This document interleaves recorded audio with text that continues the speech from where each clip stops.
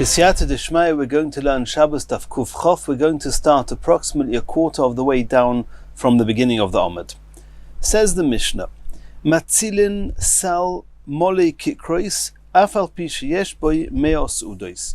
We learned in a Mishnah previously that when one's saving, somebody chas v'shalom whose home is on fire, he's allowed to save mozoin gimel sudois. He's allowed to save as much food as he needs for the 3 meals of Shabbos. We saw that in the Mishnah Daf Kuf Yud Zayin Amud Beis. And we've discussed he's only allowed to save 3 meals. The Mishnah here is adding that if you have a single basket, a vessel, a utensil that's full of loaves of bread, much more than you need for 3 meals, even though you have enough in that basket for 100 meals, since you're doing one activity, you're doing one act of carrying out, because they're all in one basket, then you're allowed to take out the whole basket with everything in it.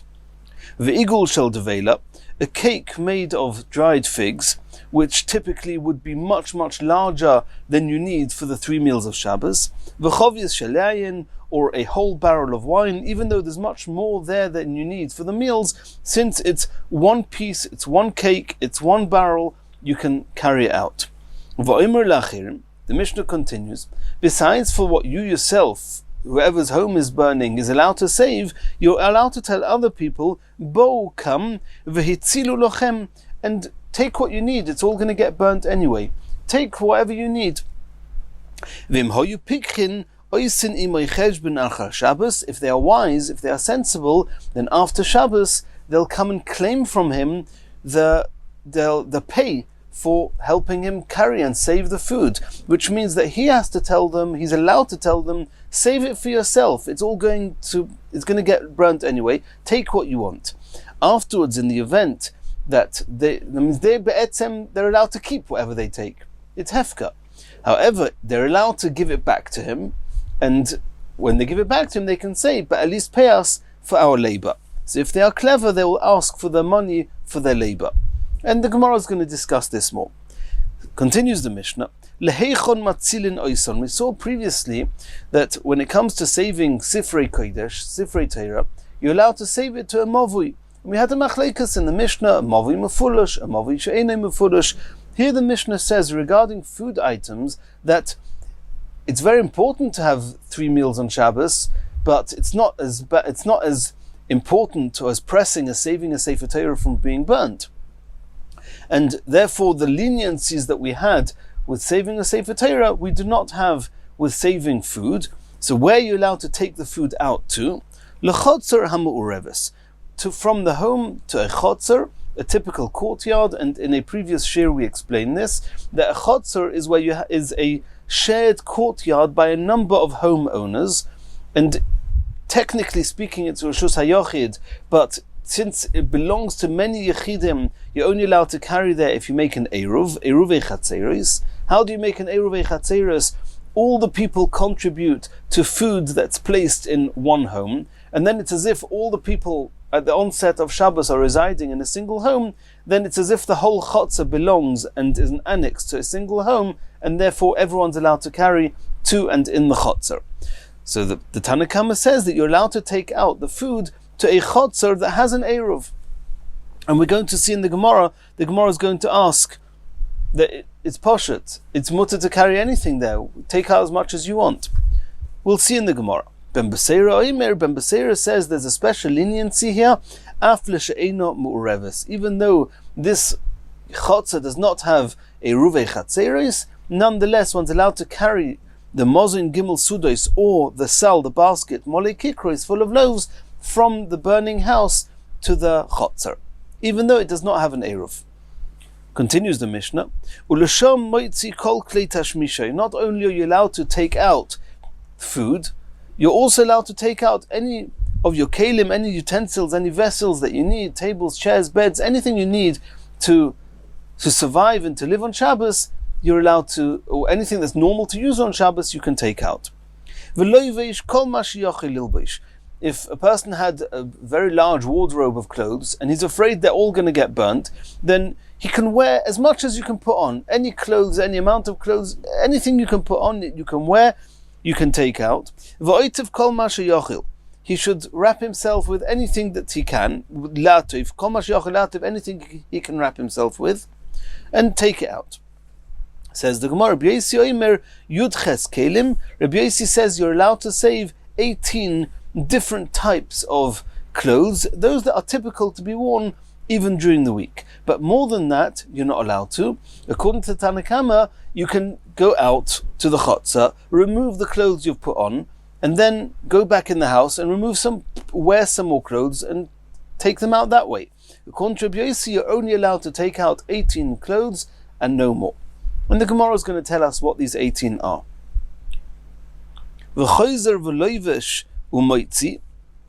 He's allowed to go back in and put more clothes on and take them out. And he can tell people, then in contrast to the beginning of the Mishnah where it says regarding taking out food, you're only allowed to take out mozin gimel sudos, the 3 meals, not more. If others are going to save food, they have to save it, so to speak, for themselves. Over here, with the clothes, he's allowed to say, take it for me, and he's allowed to ask them to wear the clothes and take them into the chotzer for him. These last words in the Mishnah, is obviously not following Rabbi Yosi, who says you're only allowed to save 18 kelim. It's obviously a continuation of the Tanna Kama. Says the Gemara, we saw in the Mishnah on Daf Kuf Yud Zayin Amud Beis, you're only allowed to save 3 meals, as much food as you need for the 3 meals. How can the Mishnah say here that you can save a basket even if there's a loaves in there for 100 meals? V'suloi, not allowed to. The Mishnah says take more than 3, and it's contradicting our Mishnah. Omer Rav Huna lo kashi. Rav Huna says it's not a contradiction. In the case where in our Mishnah here, where it says you're allowed to save even a basket with many loaves in, b'bol lehatzil. If your only focus is saving what you have in front of you from the fire, you have a single basket in front of you, and all you're doing is carrying out a single activity, then you're allowed to do that, even if inside this basket there's enough food for 100 meals. However, the Mishnah before that says you're only allowed to save 3 meals, is bebole kapil, is if you haven't just got one basket, you're not only focused on removing something that's in front of you from the home. Besides for that, you're also busy lekapil, to combine. You're putting it together. You're going here and taking 1 loaf, and here taking 1 loaf, here taking a bottle of wine. You're going round and you're being active in collecting. You're doing much more effort in saving what you need for the 3 meals, and you're not carrying out a single bag. You're carrying out a whole load of bags. You're going out with 1 loaf, you're coming back in, taking another loaf, going back out, till you get everything you need together for the 3 meals. It's going in and out and in and out. It's a lot of effort, and therefore you're only allowed to do that for what you need for the 3 meals. If all you're doing is you're not collecting anything, you're not putting anything together, combining anything, all you're doing is taking it out. Matzil is kulon, you can save from the fire everything you have in front of you. If you're coming to combine, you're only allowed to collect what you need for 3 meals. Reb Abba bar Zavda Omarav, it was said in the name of Rav, Idi v'idi bebole kapil. Both the previous Mishnah and our Mishnah are talking about when he's bo lekapil, when he has to combine and put it together. And nonetheless, in the previous Mishnah it says you can only do it for 3 meals, and here it says you can do it even if the basket has enough loaves for 100 meals. V'lo kasha, it's not a contradiction. Kan le'oisa chotzar. Over here, it's much less effort. We're talking about taking it from this home that's burning to the same chotzar that's annexed to this home. It's not so much effort, and therefore you can take out even a basket full of loaves. The Mishnah before is lechotza acheres. You're taking out to a chotzar, to a yard that's further away, and even though it might be mutter to do it, you're allowed to carry there. He's not infringing on the halachas of Shabbos necessarily, but it's much more effort, and therefore we do not allow him to do that for more than 3 meals. Continues the Gemara. And till now we've seen 2 cases. We've seen a case called lehatzil, and we've seen a case called lekapil. Lehatzil means I have everything in front of me, I'm doing one activity of removing it from the burning area. The other example is lekapel, is where I have to go around and do, so to speak, many trips from the house to the yard to the chotzer to save what I need to save. Now we're going to ask an intermediate case, a middle case, where you have to combine it in the home, and as if to say you're spending a lot of effort getting the 100 loaves together and putting them into a single basket. But now that they're all in the basket, it's a single activity of removing the basket from the home. Do we say that's called lekapil? Do we say it's called lehatzil? Boy Rav Huna Breder Yeshua. Pirish talisoi, if he spread out his talis, his garment, v'kipil, and he combined all the food he needs, even for more than 3 meals, and put it into the talis, v'hiniach, and he put it into the talis, v'kipil, v'hiniach, and he collected more, and he collected more, and he put it all into the same talis, and now he's removing this talis and taking it out all at once. What's the halacha?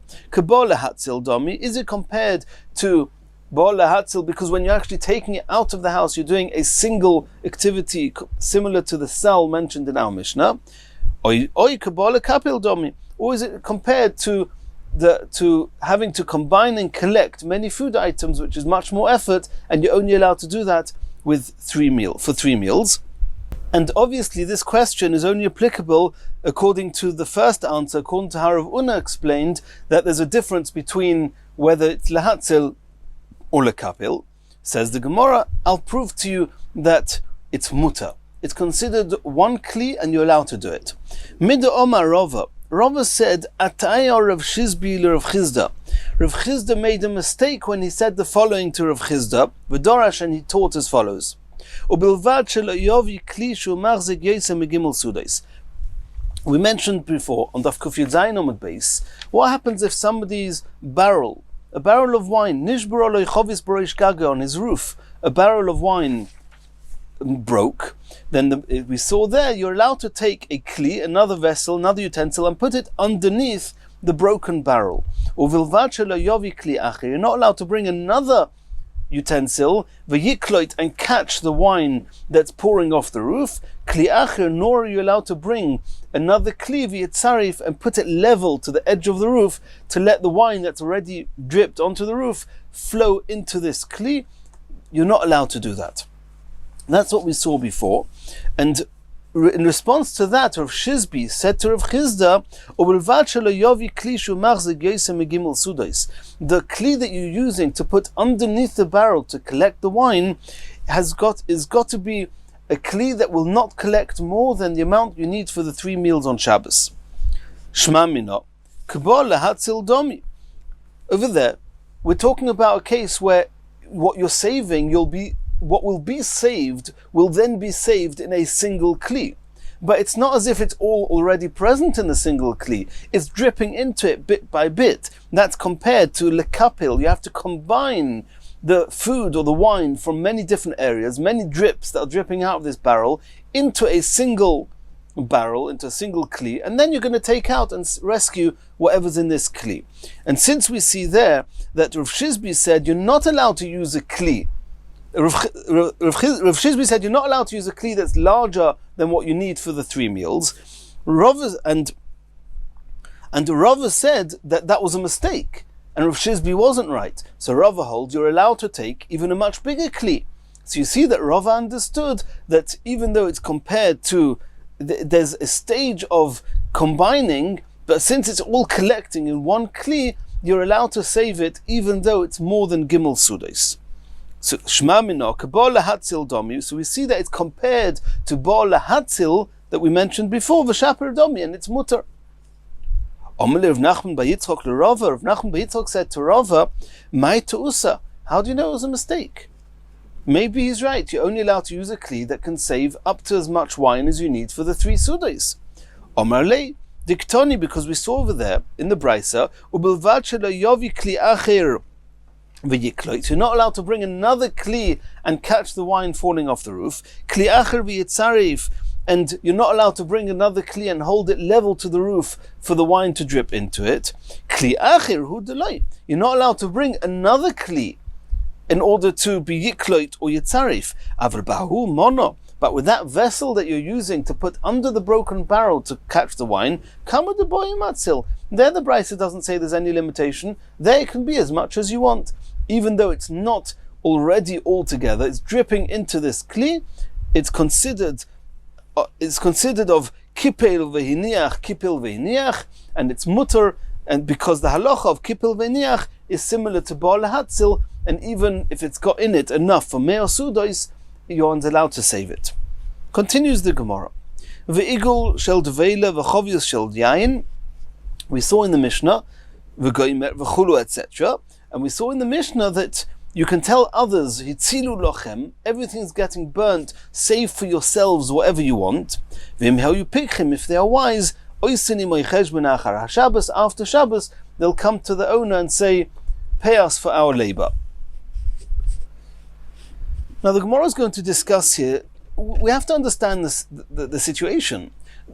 All the food that was in his house was at threat of being burnt. He said to them, hitzilu lochem, which means it's hefka, and it could be that he wasn't really making the hefka with a good heart, but nonetheless, he knows it's all going to be burnt anyway. He might as well let people take it, let them enjoy it, let them use it for their own Sudas Shabbos. Maybe they need it for their own Sudas Shabbos. There's a discussion whether, in the Rishonim, whether if other people are saving food from somebody else's burning house, whether they also have the restriction of 3 Sudas or not, but that's a different discussion.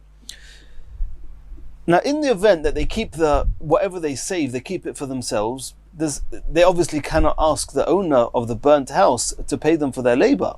You've taken it hefka, take what you want.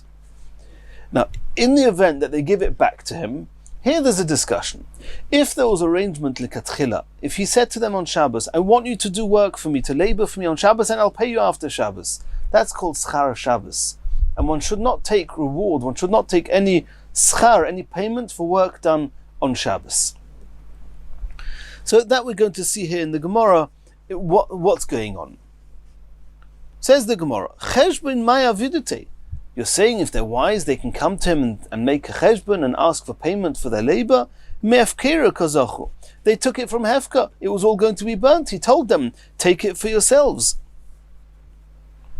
That means, and the Mishnah should have said, if they are sensible, then Ya'akvu akel, Rashi says, they should, if you're sensible, everything you saved you should keep for yourselves. Not if you're sensible, you should ask for labor. You cannot ask for labor unless you give back to the owner everything you saved. If they're sensible, since it was hefka, keep what you took. Omer of Chizda said, Midas Chasidus Shonukan. We're talking about here that people who are very pious, they have a Midas Chasidus, they did not want to keep the food that they saved from this poor person's house.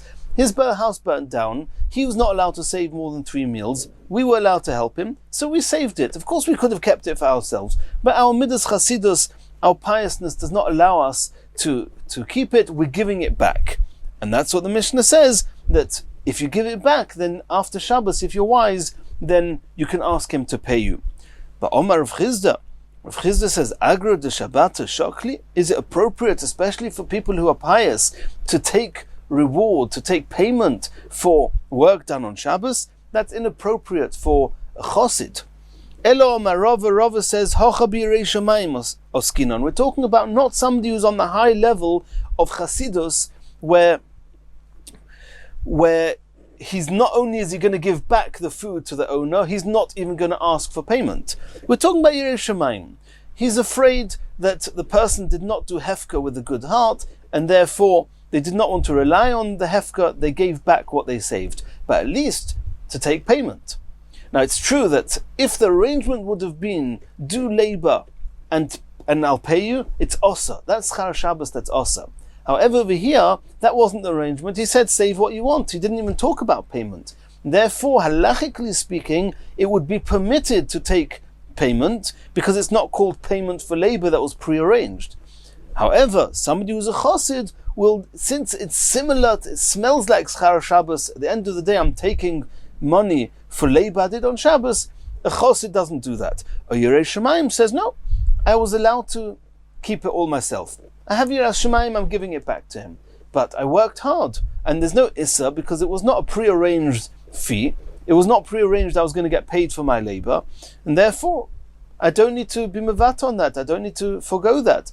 If I'm sensible, those Yiras Shamayim, then when the Mishnah says you pick him, it means if you are wise and you're knowledgeable enough to know that there's no Issa to take payment because it's not the Schar Shabbos that's also because it was not prearranged, then you can go to the owner and ask him for payment. Even though he's not a chosid, but he's Yiras Shamayim, and he's not comfortable to take somebody else's food that he saved from his house. But he's not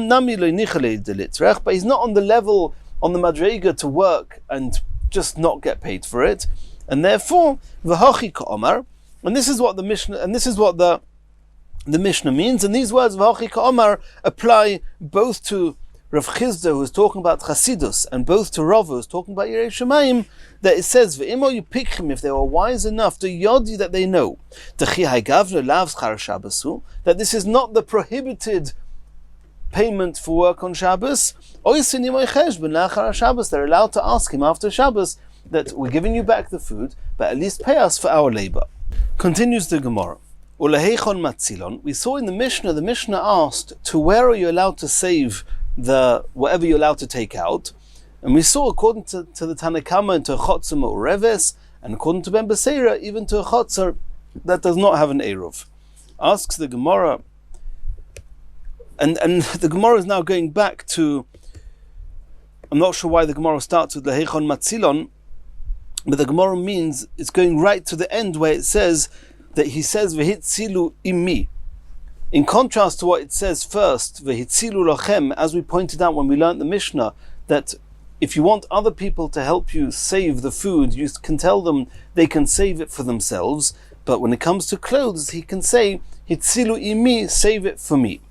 So the Gemara is now asking, Maishna hocha, why regarding food, the beginning of the Mishnah, diktoni lochem, it says that you can save it for yourselves, or Maishna hocha, but when it comes to the clothes, diktoni imi, it says you can save it for me. Answers the Gemara, Omri, Gabi Mizoina is regarding food, Ktoni Lochem, Mishum Deloika Chazu, Elo Mozin Gimel Sudais. A person does not eat more than 3 meals, so there's no use for it on Shabbos, and therefore there's no reason you should be allowed to save more than that. Aval Gabi Levushim, but clothes, Ktoni Imi, it says for me, Mishum Dekachazi Leila Kuliyema, because he can wear different clothes right through the day. Clothes are suitable to be worn, as there's no limit to the amount of clothes that a person can wear on Shabbos, and therefore he says, save it for me. Continues the Gemara. Tanu Rabbanon, Loivesh, Moitzi, Upoishet, V'choizer, V'loivesh, Umoitzi, Upoishet. A person is allowed to, and this is following the Tanakama in our Mishnah, he's allowed to wear clothes, go out, save the clothes, put them in the Chotzar, Upoishet, and remove the clothes, and then Choizer, V'loivesh goes back in, wears more clothes, Umoitzi comes out, Upoishet, he takes off the clothes, Afilu kolayim kulo, you can do that the whole day. Divi Reb Meir, that's the opinion of Reb Meir.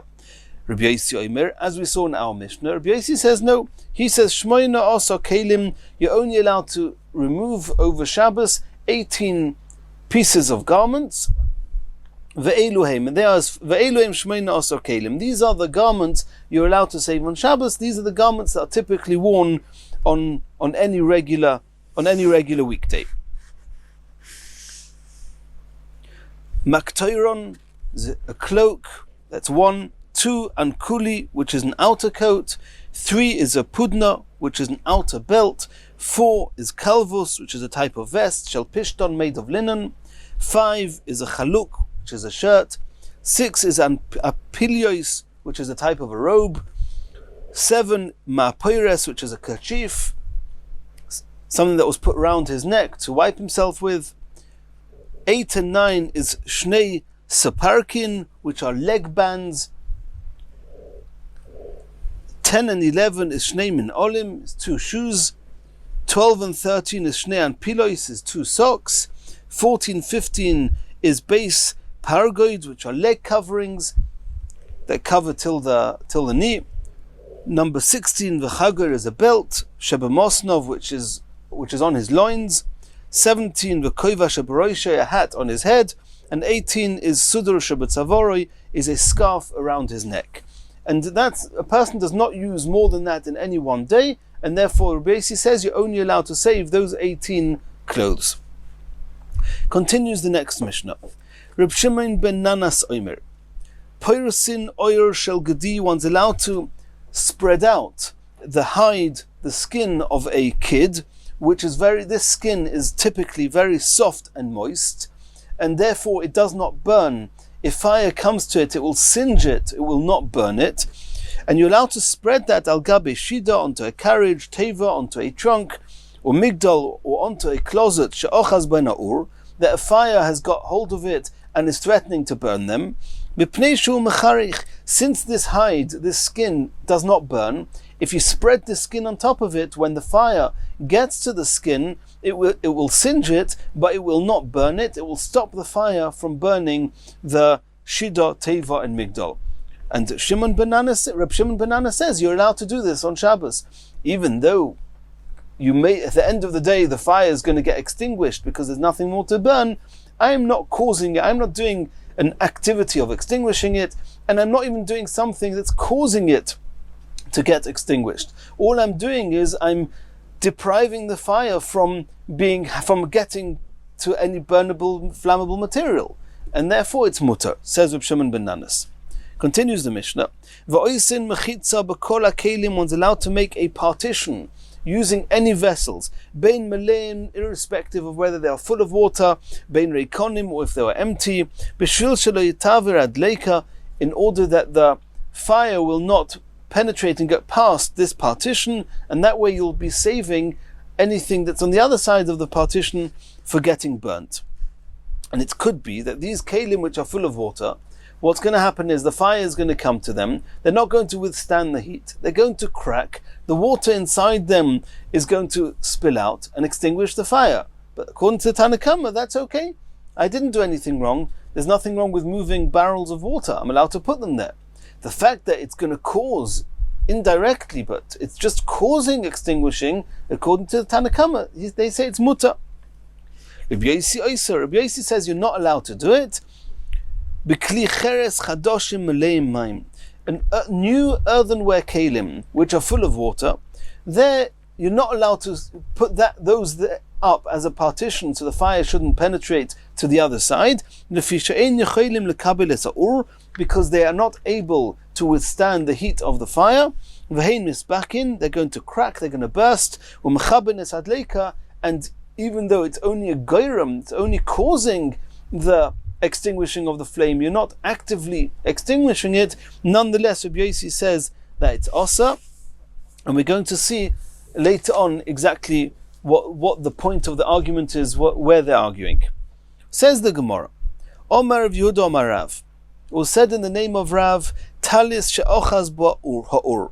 If you had a talis, a cloak, a garment, a talis that the fire's already got hold of it, mitzad echad, on one side of the talis, noisnin oleo mayim mitzad achir, you're allowed to pour water onto the other side of the talis. You're not allowed to chas v'shalom pour water onto the fire. That's extinguishing on Shabbos, that's osa. But you're allowed to soak the part of the talis that's not yet got fire on it, and that way, as the fire progresses to the wet part, the fire will get extinguished. Vim kovsa, if it gets extinguished, it gets extinguished. You didn't extinguish it, it's mutar on Shabbos. Meisvi, there seems to be a question from a brisa. Talis she'ochaz ba'ur mitzad echad.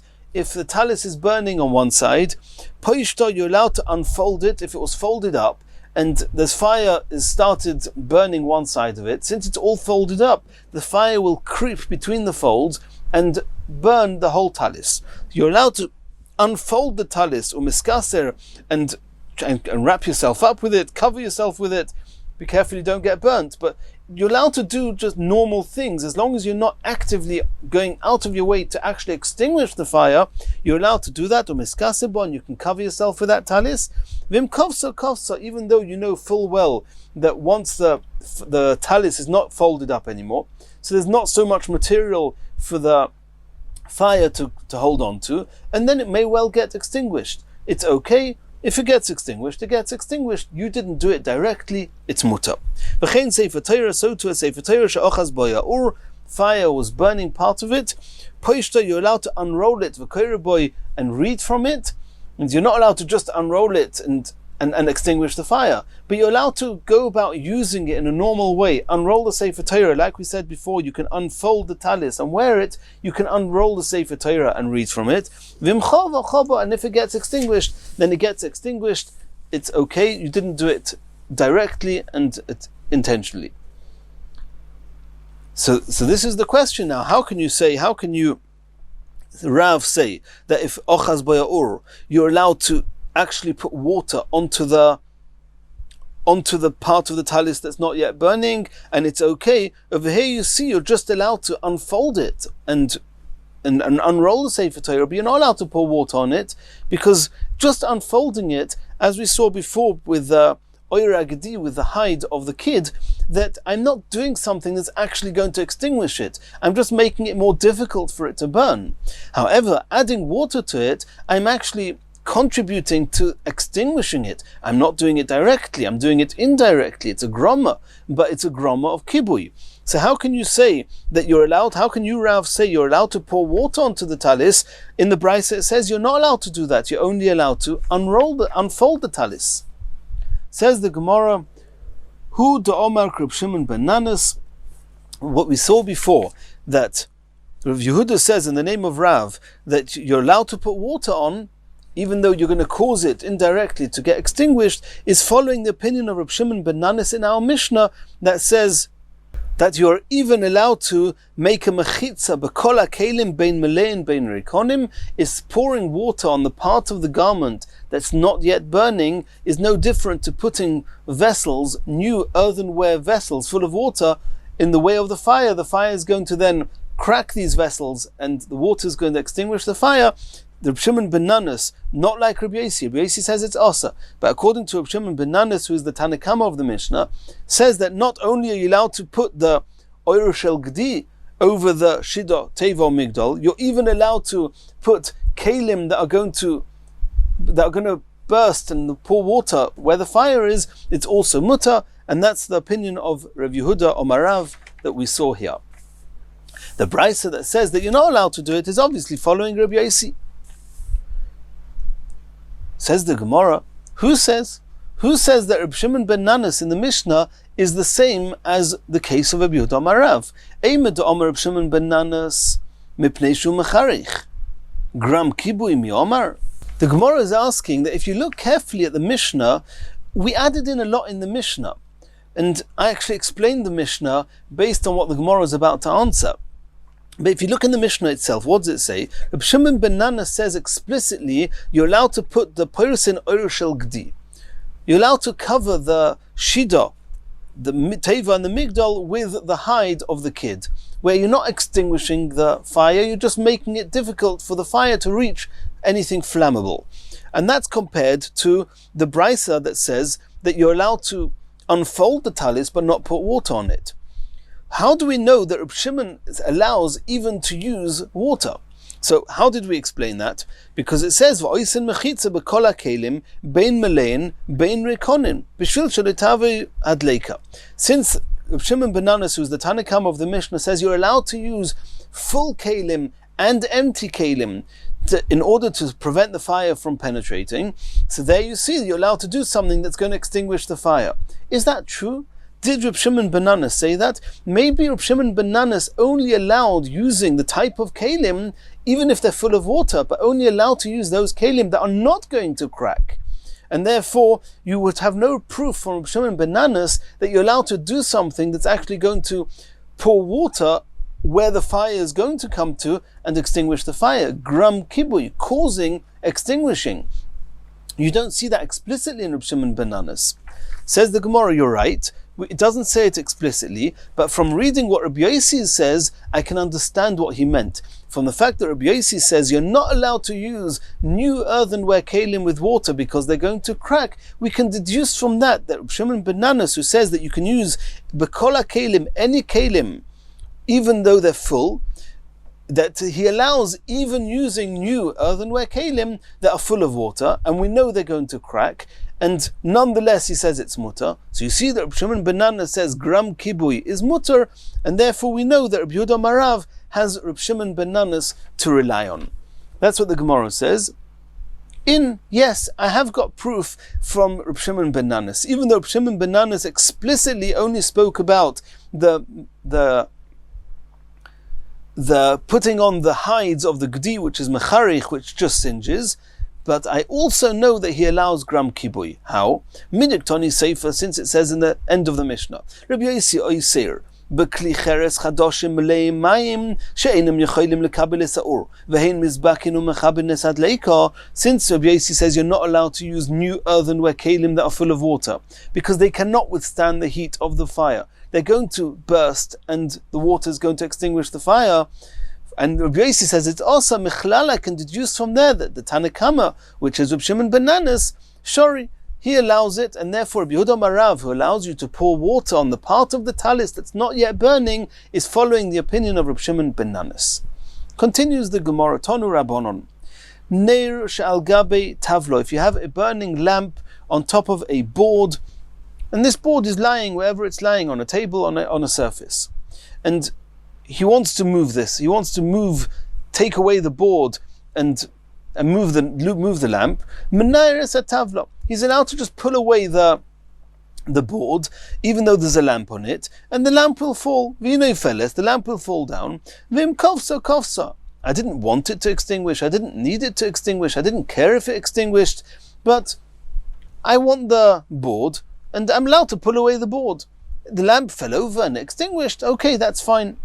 Omri debei Rav Yanai. Rav Yanai says, Lo yishanu elo b'sheicheach. It's only true if, that means it's true that we don't have an issue with what you're doing to the lamp, but we have a question, are you allowed to actually move the board, irrespective of what's going to happen to the lamp?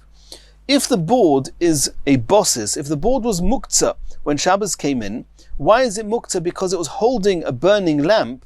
Then if it was holding a burning lamp and it became a bosses ledavar ha'osor, a base, when Shabbos came in for something that's muktzah, then it itself becomes muktzah and stays muktzah the whole Shabbos. You're not allowed to move the board, even if the lamp is already extinguished and the lamp is out now, but you're still not allowed to move the board. So it must be that this case is talking about that the board is not muktzah. How can it not be muktzah? It's holding a burning lamp.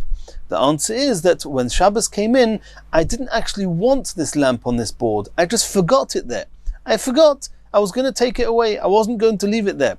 Since I didn't want the lamp there intentionally when Shabbos came in, the board does not become a bossis. You're allowed to move the board. The only issue we have is if you move the board, you may extinguish the lamp. For that we saw here in the Brisa, that since I didn't want it, need it, or do it intentionally, it's mutter. Lo yishanu elo b'sheicheach. It's only if you forgot the lamp on the board. Aval b'maniach, if you put it there intentionally, nase bosses ledover ha'osor, then this tavla, this board, becomes a bosses, a base for something that's osor, and therefore it's muktzah. Continues the Gemara. Tona, neir she'achirei adeles. They used to have a lamp hanging or positioned behind a doorway. Poseach v'noel kedarkoi. You're allowed to open the door. You go in the room, out the room. As you're not busy trying to extinguish the lamp, you're going in and out. You're opening the door. You want some fresh air. It's totally legitimate. Vim kovsa kovsa. If it gets extinguished, it gets extinguished. It's okay. Lait alo rav. Lait is often translated as a curse. It may mean he just condemned. And this is not the first time that Rav is doing that.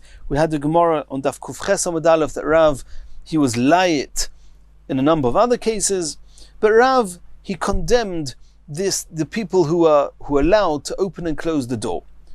Ravina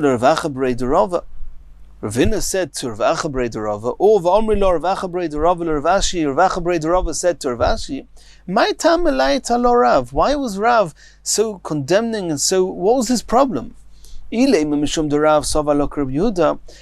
to say that Rav follows the opinion of Rabbi Yehuda? Rabbi Yehuda says that even if you did not want to do the malacha, it was a davar she'einoi miskaven, you didn't intend to do the malacha, it's also, and over here, since opening and closing the door is going to extinguish or may extinguish the lamp, even though you didn't want to do it. It's a davar she'eini miskaven, it's osa. So Rav held it was osa. That's okay. V'tanuk tonile krib Shimon. But the Tana that says, the brisa that we started with, that says Ner shachir adeles peseach v'noel kedarkoi, that will be following Reb Shimon. Will hold like Reb Shimon. Is that what's going on here? Mishum de Rav sova like Reb Yehuda. Just because Rav rules like Reb Yehuda, kol de toni Reb Shimon meilet lightly. Anyone who holds like Reb Shimon, deserving of a curse or deserving of being condemned, that doesn't sound right. Omar lei. So he answered him either Rav Ashi to Rav Achabrei de Rava or Rav Achabrei de Rava to Ravina, answered Baha afil Reb Shimon moida. The reason that Rav was layit was because in this case even Reb Shimon agrees it's asa. Doha Abaya v'Rava de Amr Tarvayu. Both Abaya and Rava maintain, and we've seen this a couple of times already in the Masechta, that they both hold moida Reb Shimon b'psik reisha v'lo yamus. If the malacha that's going to be done is inevitable, like it's inevitable that when you cut off the head of an animal that it's going to die, then you can't say Eina miskaven, I didn't intend to do it. Of course you intended to do it. If the activity you did was inevitably caused that outcome, then part of what you're doing is, so to speak, intentionally extinguishing this flame. And therefore even Reb Shimon says that it's asa. And therefore Rav was layit, he condemned those opinions. Those opinions either held, not like Abaya v'Rava, they held that Reb Shimon says it's mutter, even if it's psik reisha, or maybe they held, the Tana of the Brisa held, that it's not psik reisha. Opening and closing the door does not inevitably cause the flame to go out, and therefore if it's not psik reisha, they're following Reb Shimon. But Rav held that even Reb Shimon says it's asa, and therefore he condemned those that said it was mutter. Continues the Gemara. Omar Rav Yehuda, Peseach Odom Deles Keneged Medura B'Shabbos. Here we're talking again about a goyim, where you're just causing something to happen, something that if you would do it actively and intentionally, it would be a malacha. But since I'm not doing it directly, it's just a cause, therefore it's a goyim. But till now we were talking about gram kibui, causing a fire to get extinguished. Now we're talking about a gram of making a fire, of helping a fire burn better. You know that fire burns better if we fan the flames. Are you allowed to open a door and let the breeze come in, and the breeze is going to fan the flames? So it says that Rav Yehuda, Peseach Adam Deles, you're allowed to open the door, Keneged Medura, even opposite the fireplace, B'Shabbos on Shabbos, even though the breeze is going to come in and fan the flames. Layet alo Abaya. Abaya condemned Rav Yehuda for this ruling. Says the Gemara b'mayoskinon. Let's try and understand what we're talking about. Are we talking about Baruch Matsuya, just a regular common breeze? Maitam demanda osar. Why did Abaya condemn it? Why is it osar? It's not a normal way of fanning a flame with this regular breeze. If we're talking about that it was a very strong gust of wind, which is a type of wind where one would use that type of force to fan the flame, then my tam demanda shori. Then why indeed does Rav Yehuda say that it's mutter? You're opening the door and you're causing the flames to get fanned. You're causing the flames to get stronger and bigger. Says the Gemara, La'olam Baruch Matsuya. The truth is we're talking about a regular wind, and it's not really a normal way of fanning the flames, therefore it should be mutter. Marasovar Grozrinon, Abaya says that the Chachamim decreed that one should not even fan the flames or allow the flames to be fanned with a regular breeze. Or Marasovar Rav Yehuda held Le Grozrinon, since it's not a normal way of fanning a flame, you're allowed to open the door, and if the flames get fanned, it's okay and it's mutter. Continues the Gemara.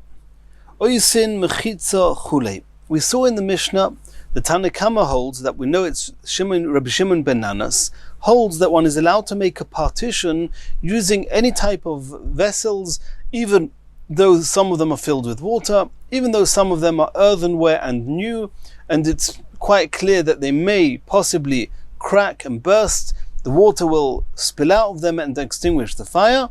Nonetheless, it's mutter, it's called gram kibui. I didn't directly extinguish a flame which is asa, I caused the flame to get extinguished. Indirectly, it's mutter. We saw in the Mishnah, Rabbi Yossi says no. Rabbi Yossi says you're not allowed to use those new earthenware vessels full of water because gram kibui is osir. That's how we assume is the explanation in the Mishnah. Says the Gemara, Lememra, are you suggesting the Rabbanon Sovri, the Tanakama, Reb Shimon ben Nanas holds gram kibui mutter, that to just cause extinguishing, but you're not doing it directly, is mutter. Rabbi Yosi sovar gram kibui osur, and Rabbi Yosi holds that even though you're not directly extinguishing the flame, you're just doing groma, it's just causing it, it's osur. Says the Gemara, v'ha'ibcha shominon lahu. We assume there's a brisa that seems to say something which feels the opposite. The Tanya, oisin mechitza bekelim reikonim ubemaleim she'ein darkon nishaber. The Tanakama in the brisa hold that you're allowed to make a partition with any kelim on condition that they are not going to break. There's no reason to suspect that they're going to break. Ve'elu memalin she'ein darkon nishaber. What type of kelim are not going to break typically? Klei matchis, metal kelim. You're allowed to use them as a partition. So in contrast to the Tanakama in our Mishnah that says you can use any kelim, the Tanakama here says that you can use only kelim of metal that are not going to crack. Rabbi Yosi says, Af kli kfar shichin u kfar chananya ein darkon nishtaber. Rabbi Yosi says that even those earthenware kelim made in kfar shichin and in kfar chananya, they are also strong and they also will not break.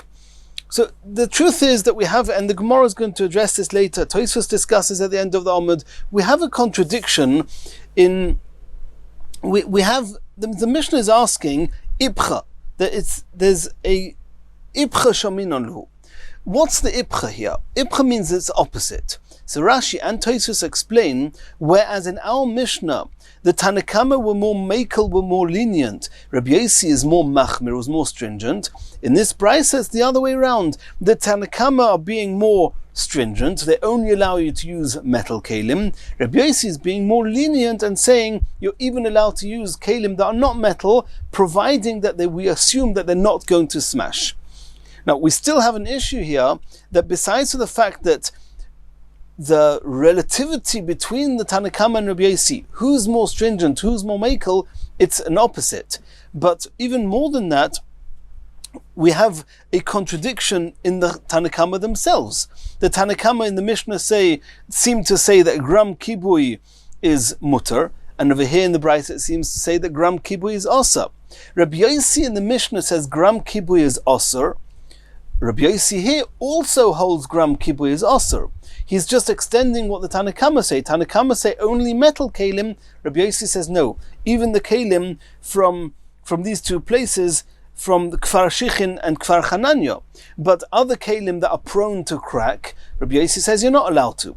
So in Rabbi Yosi we don't have such a contradiction, but in the Tanakama we have actually a contradiction in what they hold. But the Gemara is not focusing now on the contradiction. The Gemara is asking, Ibcha Shaminon, that who is more machmir, who's more makel, seems to be the opposite in this brisa over the Mishnah. Says the Gemara, I've gone easy way around. I'll turn round the Mishnah. I'll say the Tanakama is Rabbi Yosi, and it's going to be Rabbi Yosi who says that you can use any kelim, and that's the more lenient. That's going to be the more lenient opinion. And then the Tana, the end of our Mishnah that says that you're not allowed to use the old kelim that might crack, that's going to be the Tanakama, that's going to be the Chachomim. And if we do that, then in both cases we'll have the Tanakama being machmir, and Rabbi Yosi being, not Tanakama, we'll have the Chachomim being machmir, and Rabbi Yosi being mekel. Because we're going to call the Tanakama in the Mishnah Rabbi Yosi, and we're going to call the second opinion in the Mishnah, we're going to call them Chachomim.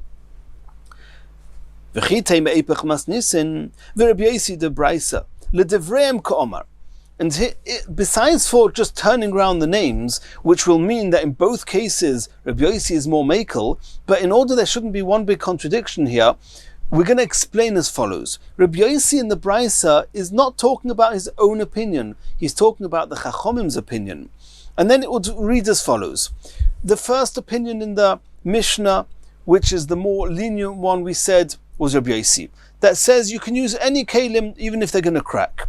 The second opinion in the Mishnah that we've now said is the Chachamim. They say you're not allowed to use those kelim that are prone to crack, and therefore you're not allowed to use the earthenware kelim that are going to crack. That's going to be the Chachamim in our Mishnah. The Brisa, the Chachamim in our Mishnah are going to conform with the Chachamim. In the Chachamim in the Brisa are going to conform with the Chachamim in the Mishnah.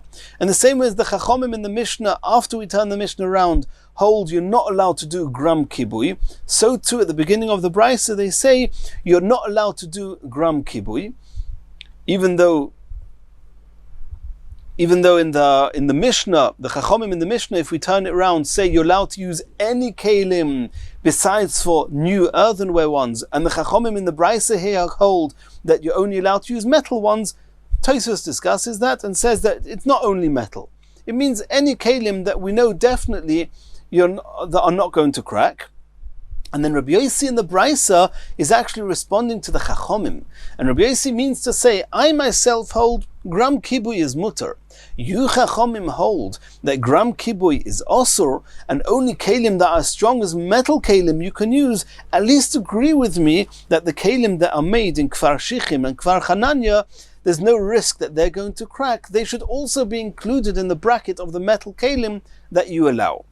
And then the whole Brisa is following the opinion of the Chachamim that gram kibui is osur, and that's the second opinion in our Mishnah that we learnt on Amud Aleph. And even though in the Mishnah it's Rabbi Yossi who says gram kibui is osur, we'll turn the Mishnah around and say that that's actually the Chachamim, and Rabbi Yossi is the Tanakam in the Mishnah. So that's what the Gemara is suggesting here.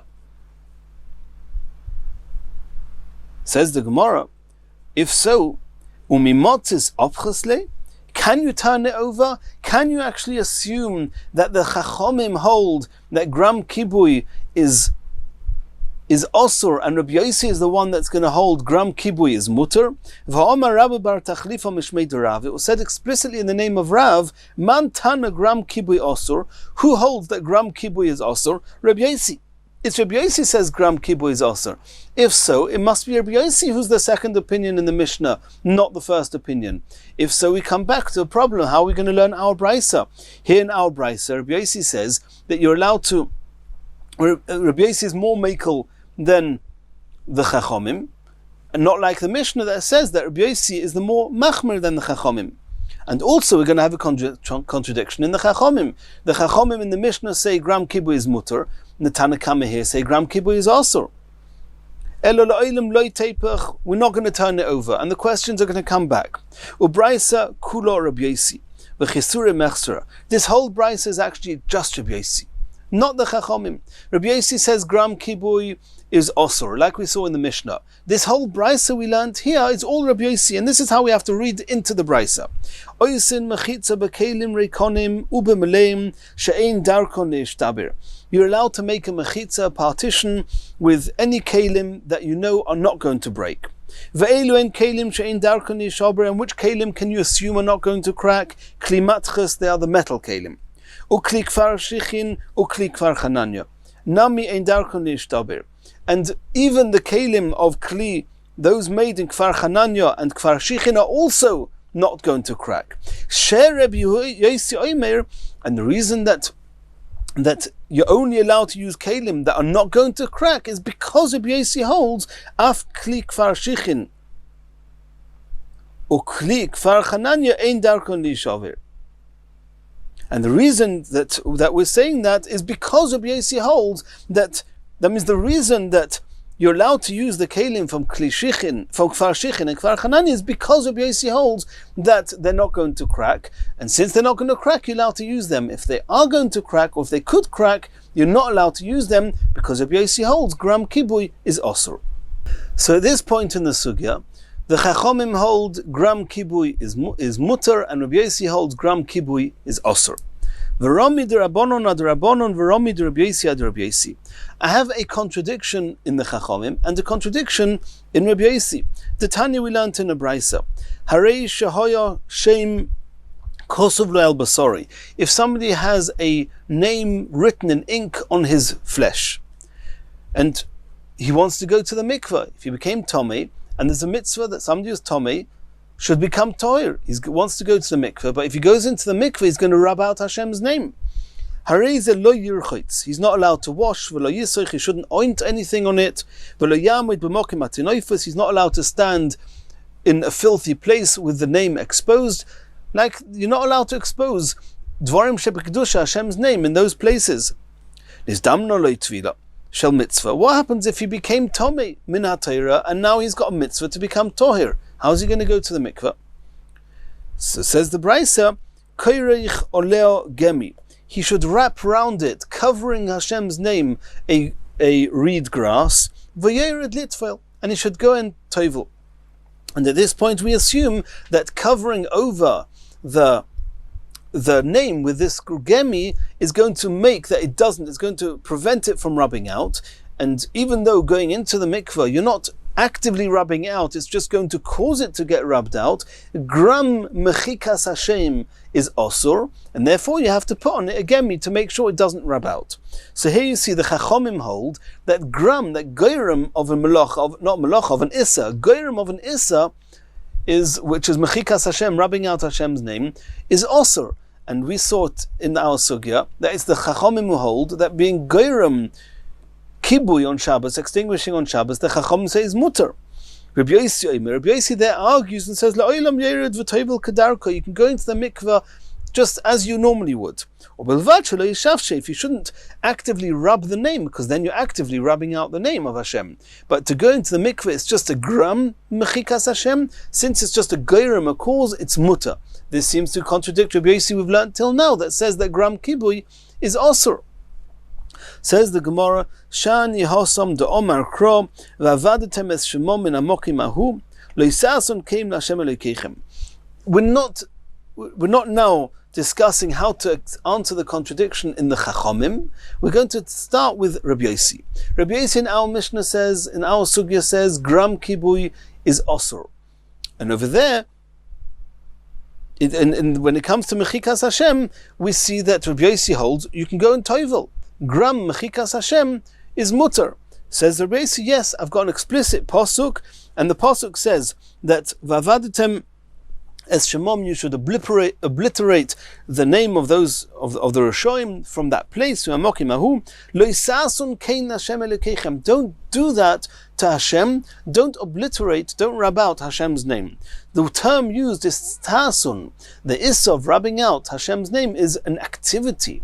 Asiyahu to asur. It's only asur if you actively do it.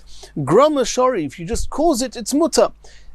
Other melachas that are asur to do, even grama is asur. Over here with mechikas Hashem, I have a pasuk that says it's only asur if you do it actively. Therefore, he says it's mutter.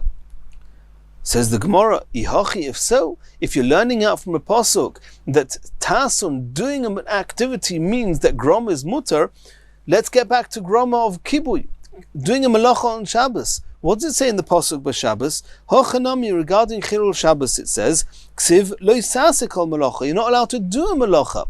So you see from there, Asiyahu da'asa, grama shari. So why do you say I'm not allowed to use those barrels that are going to crack and extinguish the flame? Because gram kibui is asur. It says it's only asur if to do the malacha actively. Here it's only a grama. Says the Gemara, no. The truth is that grama is always mutter. Also mechikas Hashem and also malacha of Shabbos, gram is mutter. If so, why does Rabbi Yossi say you're not allowed to use those earthenware kelim that are going to burst and extinguish the fire? Because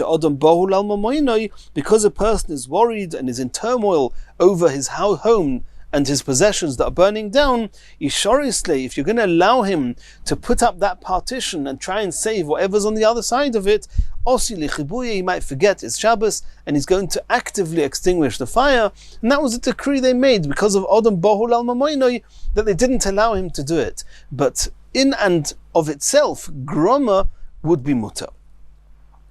Asks the Gemara, Ihacha kashi d'Rabbanon ad d'Rabbanon. And the truth is that it was always a contradiction in the Chachomim, as we've said all along, that the Chachomim contradict themselves whether grama is mutter or grama is osa. And here the Gemara adds on that here there's an added issue, making the question even worse. In our Mishnah, the Mishnah Amud Aleph, talking about gram kibui, there the Chachomim say it's muta. They say you're allowed to use any kelim. Over here, when it comes to Mechikas Hashem, we say that the Chachomim say it's osa. Says the Gemara, Ihacha kashu d'Rabbanon ad Rabbanon. Uma hosom, if over there in the case of kibui, of extinguishing, in the Mishnah, that a person is very worried about his possessions, and nonetheless shori, the Chachomim say you're allowed to do groma. Hocha v'hia by Mechikas Hashem lo kolshkein. It should go without saying that you should be allowed to go into the mikveh normally. Why do the Chachomim need you to cover it over with a gemi? Says the Gemara, B'tizbara. Let's try and understand what's happening here with this gemi. What is this reed grass doing to the shem? Hi gemi, hey chadomi. What case is it? Ida mehadek, if it's very firmly attached to the skin, Ida mehadek kohavi chatzitza, then the gemi itself is a chatzitza. We know that going into the mikveh, there mustn't be anything separating the flesh from the water. If you have this grass firmly attached to the skin and the water cannot penetrate underneath it, it's a chatzitza. In loy mehadek, if it's not firmly attached, ayle beimaya, water is going to go under it. So this gemi, what point is that? How is it going to help you do your tvila?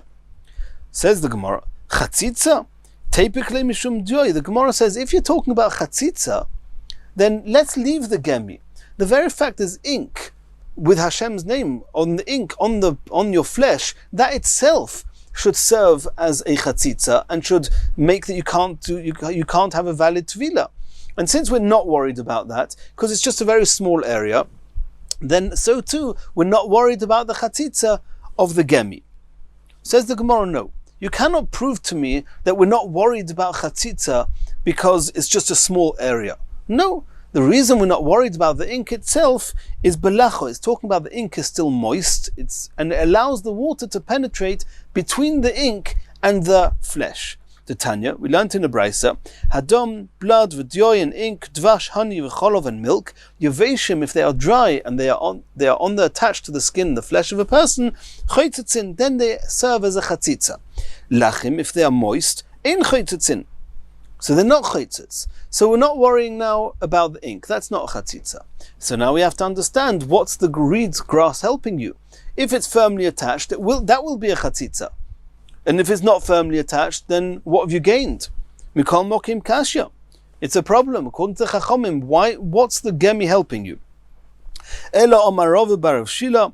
Rava bar Rav Shila says the truth is, Hainu tamayu d'Rabbanon, the kasavra also lamuid b'fnei Hashem orum. The problem is not groma. As far as the groma is concerned, if it gets rubbed out, it gets rubbed out. Why do I need the gemi? Not to stop it rubbing out, in the same way as the Chachomim hold that gram kibui is muta, so too gram mechikas Hashem is muta.